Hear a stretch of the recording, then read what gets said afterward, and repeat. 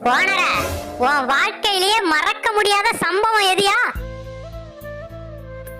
3 வருஷத்துக்கு முன்னாடி வீட்டுக்கு கூட்டிட்டு வந்தேன். யாருக்குமே பிடிக்கல. பயங்கரமா எதிர்ப்பு தெரிவிச்சாங்க. அப்புறம் பண்ணையில கூட்டிட்டு வந்து வச்சிருந்தேன். போக போக எல்லாரும் புரிஞ்சுக்கிட்டாங்க. இப்போ நல்லா பாத்துக்கிறாங்க. சூப்பர் ஓனர, உன் பொண்டாட்டி மேல அவ்வளவு பாசமா? பொண்டாட்டியா? நான் நாய சொன்னேன்டா. நன்றி ஓனர. நாய பார்த்து கத்துக்கடி.